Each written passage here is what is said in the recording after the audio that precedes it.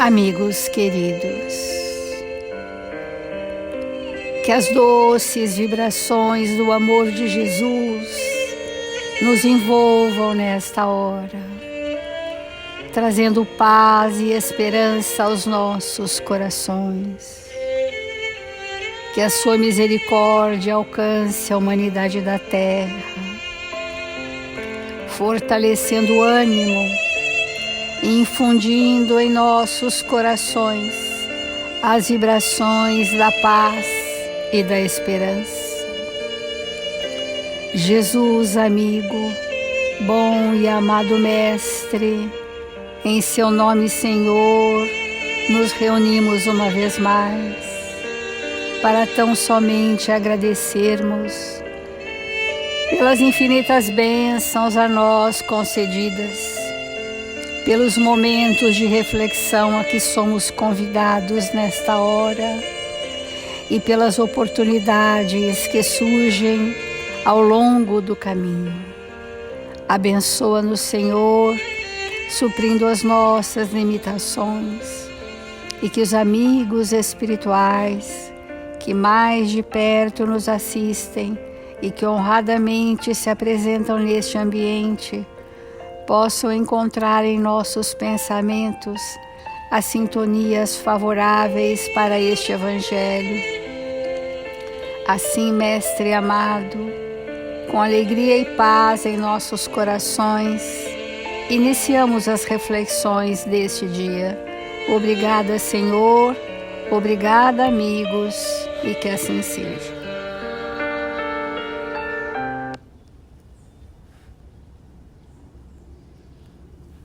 Do Evangelho segundo o Espiritismo, capítulo 5, Bem-aventurados os aflitos. E dentro das aflições nós estamos vendo qual o remédio para os nossos tormentos, o mal e o remédio. O remédio que Jesus vem nos trazer é a oportunidade de refazer o caminho. É a oportunidade de refazer os deslizes. Então, quando nós recebemos de Jesus essa possibilidade de nós resolvermos e transformarmos os males que geram em nós sofrimento, é uma oportunidade redentora assim chamada. Então, que remédio é esse? O remédio é nós termos chance, oportunidade, convite de fazermos agora melhor do que pudemos fazer outrora e nos encontramos nessa solidão e nesse sofrimento. Porque o espírito que sofre, ele fica numa solidão íntima muito grande. Então, o Evangelho nos traz como grande remédio o planejamento reencarnatório. As nossas provas, elas são situações que vão estimular em nós profundas transformações e assim nós vamos restaurar o nosso perispírito na área lesada. Esse é o remédio. Então, dentro desses remédios, das provas amargas, existe o perdão, que o perdão é um sentimento muito expansivo, que inclui vários sentimentos nobres, como, por exemplo, a benevolência, a compaixão, a piedade, né? E a caridade. Então, o perdão, ele é um valor moral que abarca vários sentimentos nobres para formar este valor, que é a capacidade de nós amarmos os nossos inimigos. Esse é o perdão.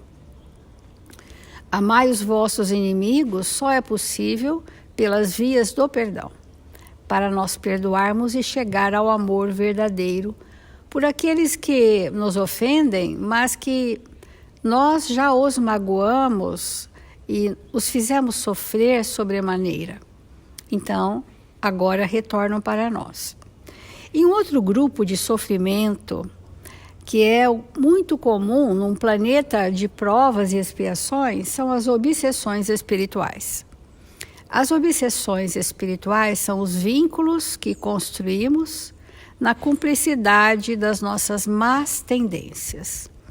E nós fomos então caminhando por um percurso bastante acidentado, de grandes desvios de responsabilidade e de total expressão do mal que há em nós. E hoje trazemos, pela lei de retorno,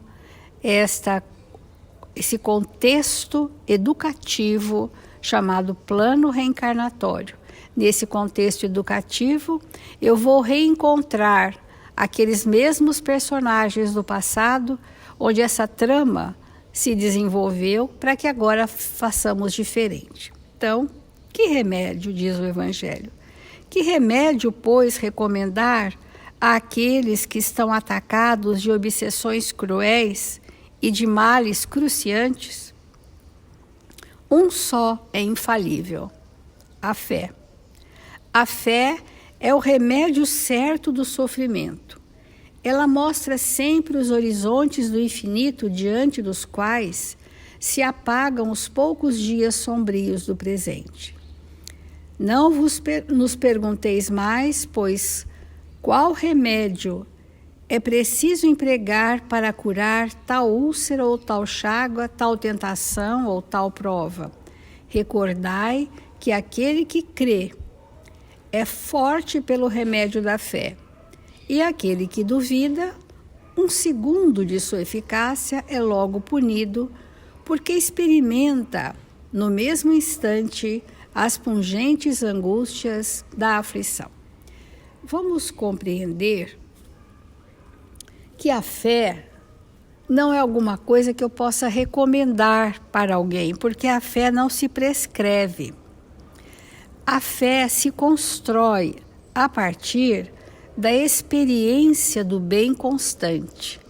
À medida em que nós vamos avançando no ajuste com a lei e criando um estado vibratório equilibrado, moralizado, nós vamos dizer: aquilo que eu já sabia, agora eu vivo, agora eu sinto, agora é uma experiência em mim. Então, para que isso se faça, nós temos que tomar posturas internas de, no primeiro momento, no que se refere às obsessões, educar o nosso pensamento vicioso e circular em torno de uma característica de pensamento que me atormenta. Então, nós temos um pensamento característico, muitas vezes negativo, e que ele gera um padrão de pensamento em mim. Então, quando estamos obsediados, ou aqueles que estão nesse momento mais agudo, observem os seus pensamentos fixos. O pensamento fixo, característico e doente, não está pautado na realidade de hoje, mas tem ressonância na realidade do passado. Via de regra, são situações que aquele espírito viveu mesmo, e que agora ele ainda traz essa matriz de pensamento da qual ele não sabe abrir mão. É muito importante nós falarmos sobre pensamento característico fixo, pensamentos circulares em torno de ideias mórbidas, que vão gerar o pânico, que vão gerar depressões, quando na realidade isso não está acontecendo, mas está acontecendo ou aconteceu na minha anterioridade, no meu passado, que ainda está vivo em mim, porque não foi ajustado. E quanto mais o espírito fica preso nesses pensamentos característicos, mais os cúmplices e comparsas, irmãos nossos em sofrimento, se juntam a nós, potencializam a nossa angústia e muitas vezes escravizam o nosso pensamento. São os vários graus de obsessão possíveis. Então, nós vamos adentrando devagar esse tema, porque esse tema é muito importante de nós percebermos em nós essas características de pensamentos que são polos atrativos de obsessão. Se o Evangelho está dizendo que o processo da desobsessão pode ser e deve ser pautado na estruturação da fé, nós vamos trazendo nos tempos atuais que se uma pessoa frequenta uma reunião de tratamento espiritual, ela é muitíssimo beneficiada. Ela é aliviada nesses assédios espirituais, mas não resolve, porque ela vai precisar fazer mudanças íntimas para que essas ligações que foram muito bem construídas, né, de amor, de ódio, de vingança, de poder, de subjugação e de fascinação, esses espíritos agem em cima das nossas imperfeições morais. E daí classificamos.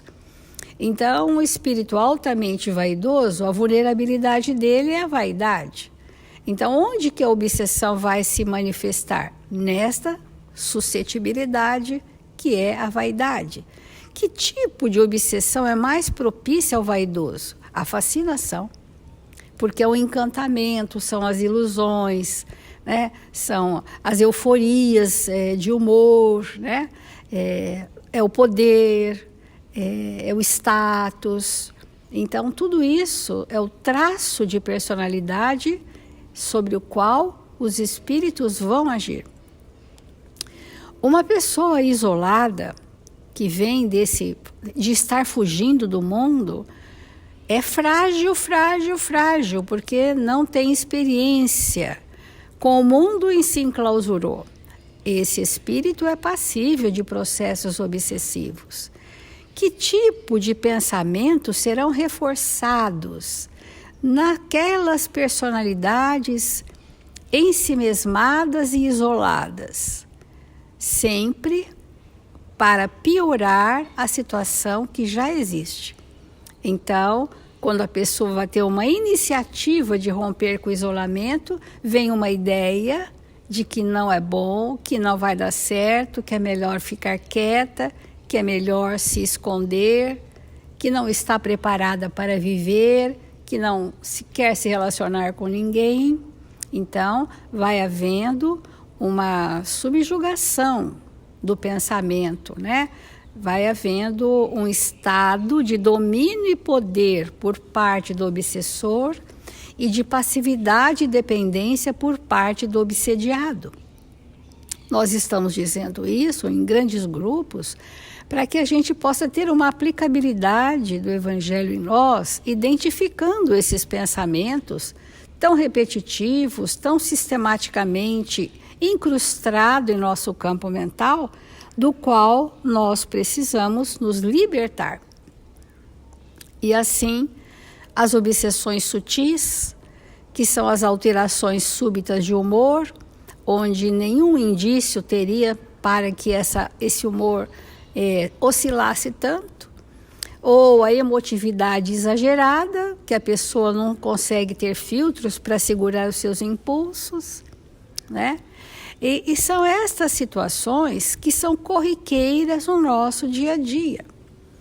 Como que a fé resolveria esta questão?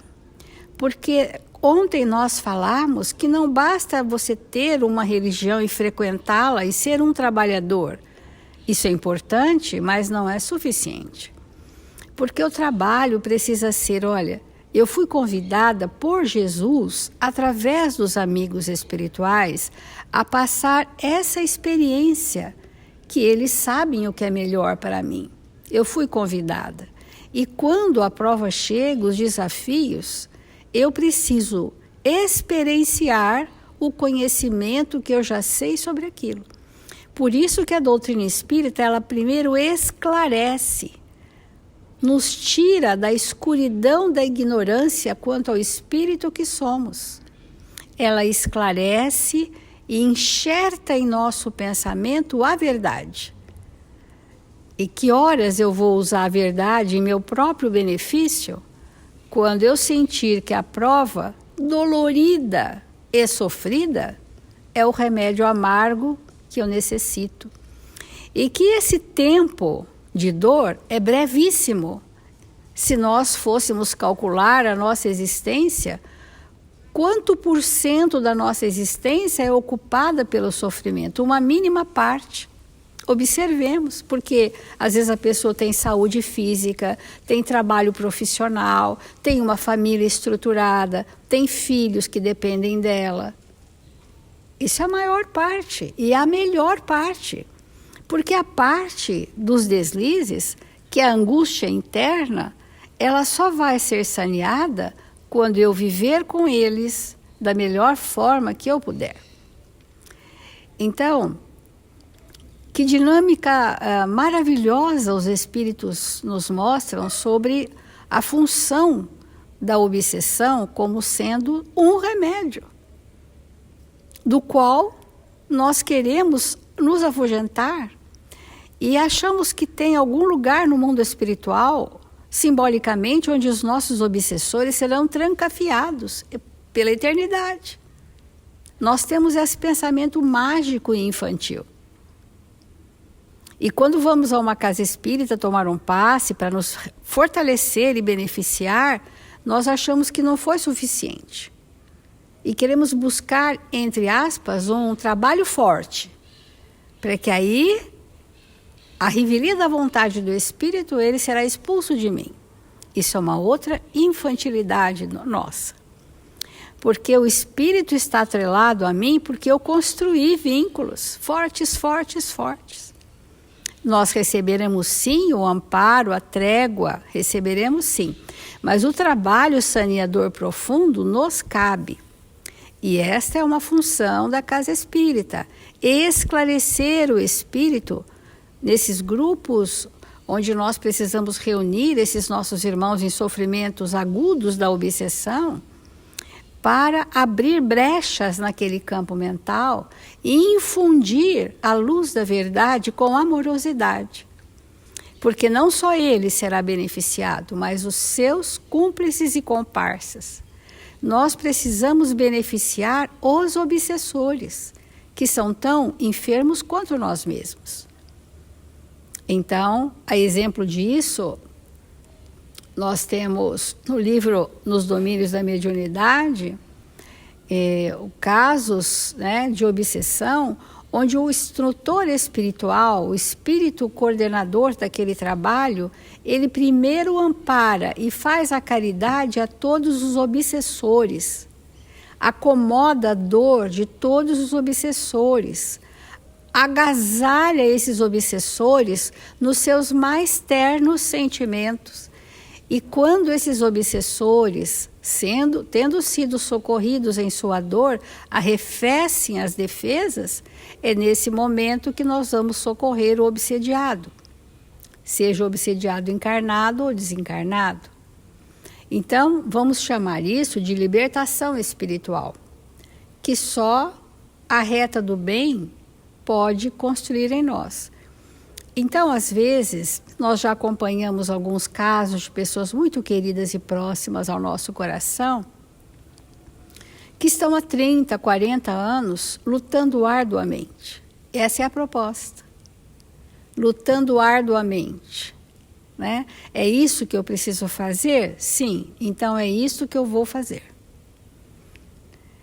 Então o Evangelho nos fala assim, olha, mas essa existência, ela é um átimo de segundo na eternidade, para que a gente possa ter essa visão, né,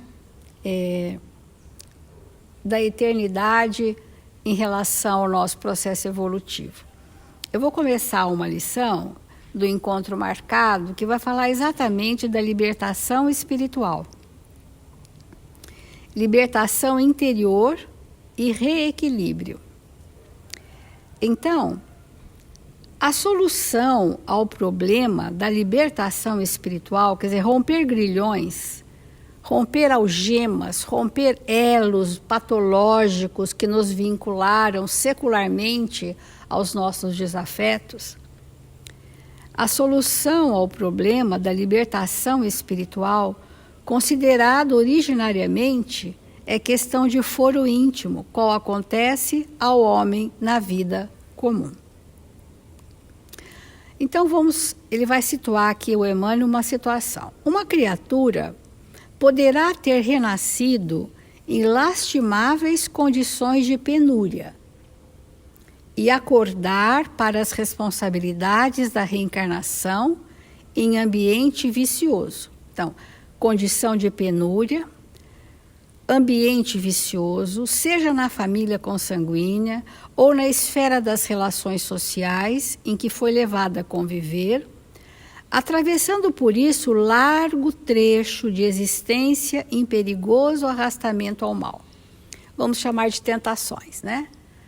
Então, a gente volta a um meio pernicioso, tanto da família ou do ambiente, da ambientação reencarnatória, e vamos passar um largo trecho da existência em perigoso arrastamento ao mal. É a turbulência numa viagem. Entretanto, se determina a si mesma o dever de elevar-se, acendendo no raciocínio a lâmpada do estudo. Olha só, a doutrina espírita não prescinde do estudo. O estudo é imprescindível nas nossas vidas para iluminar a nossa razão, facultar discernimento, bom senso, lógica como filtros dos nossos impulsos passionais. Então, acendendo no raciocínio a lâmpada do estudo e abraçando a trilha correta do trabalho, a breve tempo começa a receber o amparo daqueles a quem se faz útil. Olha só, o convite é que o obsessor se torne o amparo de alguém, porque normalmente o obsediado, ele se faz apenas vitimizado, querendo receber, né? Então, começa a receber o amparo daqueles a quem se faz útil, conquistando o mais alto nível do qual consegue estender braços fraternos em socorro dos irmãos que ficaram na retaguarda. Então, o maior ato da desobsessão natural é o obsediado ser caridoso com o obsessor, através do perdão e do acolhimento à dor que ele causou ao outro. Essa é uma dinâmica que precisa ser muito conversada. Nós falamos isso sim nas assistências fraternas, mas isso precisa ser conversado mais amplamente nos grupos de trabalhadores das casas espíritas, para que a gente entenda a dinâmica espiritual do processo obsessivo. E então, olha, a pessoa está ali sofrendo o assédio espiritual terrível, mas ela está lutando, ela está trabalhando, ela está servindo, aquilo está sangrando os sentimentos, mas ela está indo. É isto que chamamos sacrifícios pessoais, que angariamos simpatia dos amigos espirituais superiores. Essa é a construção. Então, vamos construir simpatia com os amigos espirituais pelos nossos testemunhos, de não esmorecer, da responsabilidade de estar à frente, da proporção, obviamente, da capacidade de cada um, sem nenhuma exigência e nem expectativa, mas um incentivo de que possamos tomar uma posição ativa, proativa, empreendedora no nosso mundo interno. Então, só assim, conseguindo o amparo, a simpatia dos bons espíritos, vamos estender os nossos braços para acolher os nossos desafetos. Como muitas vezes uma mãe recebe um antigo obsessor como um filho o mais amado de toda a sua prole, porque ela traz aquele ímpeto, já está no tempo da reparação, se ajustou com a lei, agora eu posso reparar. Venha, meu filho, para que eu refaça o caminho com você desde a primeira hora do seu nascimento. E vamos construir um novo momento de um amor fraternal para toda a eternidade. Isso é o processo de desobsessão. Ocorre o mesmo no domínio do espírito. Determinada pessoa pode encontrar-se às súbitas debaixo da influência de entidades perturbadoras, seja por as haver atraído com pensamentos infelizes ou porque sejam elas aqueles companheiros que lhe constituem a equipe de sócio das existências passadas. Olha, é interessante Emmanuel usar a palavra sócios, cúmplices, comparsas. Consequentemente, é capaz de sofrer induções à delinquência. Então, os espíritos pegam o pensamento deles, um pensamento fixo dos obsessores, extraem de nós o nosso fluido vital na forma de ectoplasma, manipulam com a ideia que eles querem inocular em nós e jogam a ideia, materializada pelo ectoplasma nosso mesmo. E saem. E quando alguém vai dar passe, alguém fala assim, mas não tem espírito nenhum aqui. Não tem aí. Mas ele já deixou naquele campo mental, inoculado, a ideia infeliz. Mas que ideia é essa? A ideia que ele percebe da nossa fragilidade. Porque a gente se mostra. Então o espírito percebe a nossa fragilidade, pontos vulneráveis. Vamos supor que uma pessoa seja muito fóbica. Que ideia que ele vai sugerir para aquela pessoa fóbica? Vai dar um pavor naquela pessoa. Vai trazer uma ideia, uma indução mental, que é inocular a ideia deles, de que algo terrível está para acontecer. E a pessoa se perturba. Isso é uma obsessão. Graves quadros fóbicos estão associados a processos de indução mental dos nossos desafetos do passado. Então, mas se delibera emancipar-se, procurando a luz do conhecimento e situando o caminho no serviço aos semelhantes, passa a recolher de imediato o concurso daqueles a quem auxilia, alcançando o mais alto nível do qual pode enviar apoio amigo àqueles mesmos espíritos que se lhe erijam à condição de perseguidores. Como é uma terapêutica, né? A desobsessão é uma terapêutica ao ser espiritual que somos. E o quanto nós precisamos ter momentos assim para socorrer mais profundamente esses espíritos, né? Fácil de compreender que toda criatura está vinculada ao grupo de inteligências e corações que lhe são afins, sejam em nos referindo a companheiros encarnados ou desencarnados, diante das avenidas da renovação e do progresso, descerradas indiscriminadamente a todos nós. Então, essa figura de linguagem de Emmanuel mostra que nós estamos inseridos num grupo de convivência por afinidades, por similitudes fluídicas.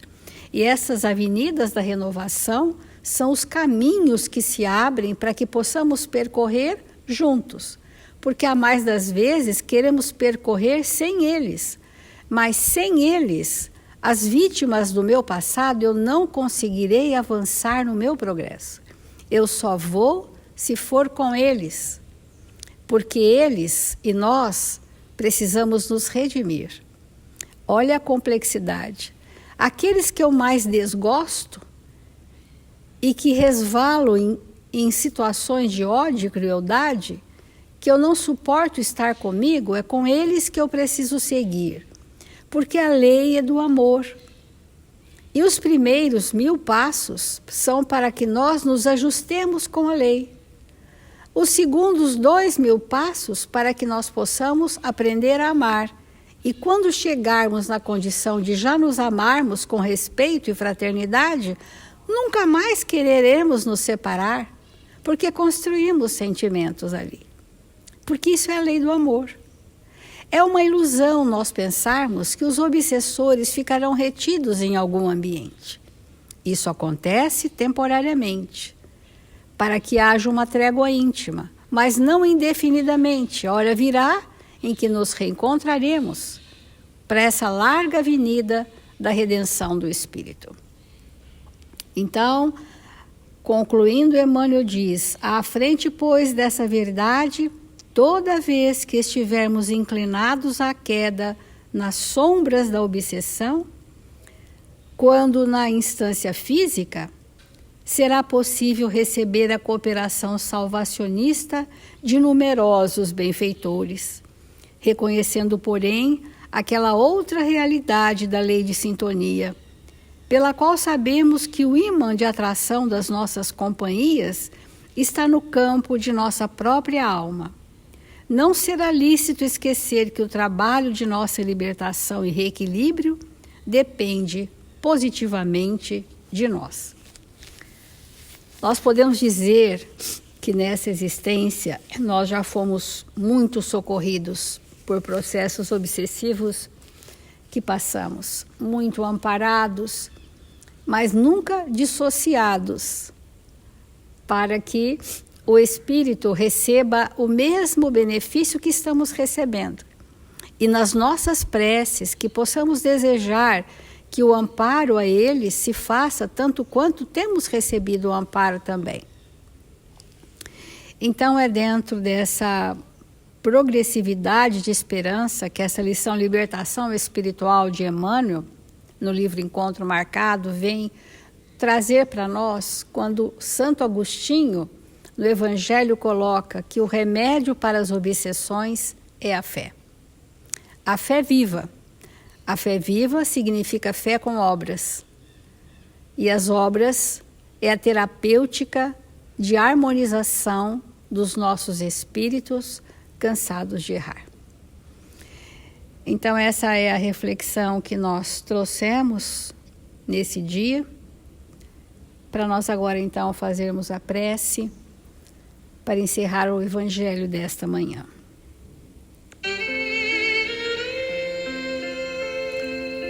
Jesus, Mestre amado, sê conosco, Senhor.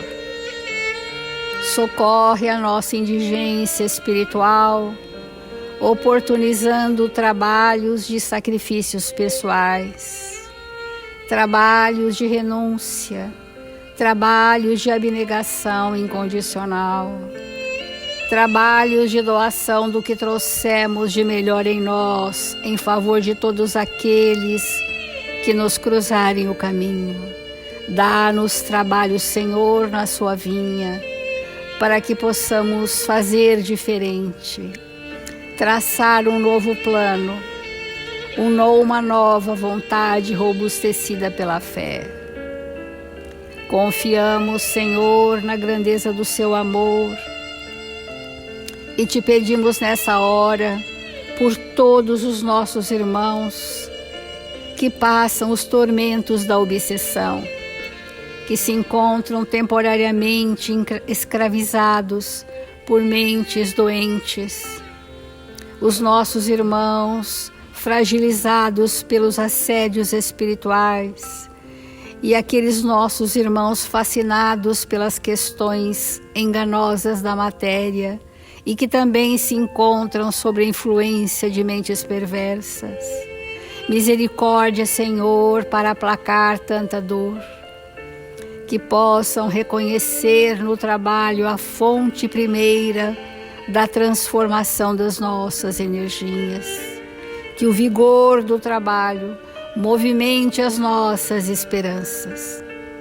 E que possamos curvar-nos diante do amparo espiritual recebido com extremada gratidão a Deus.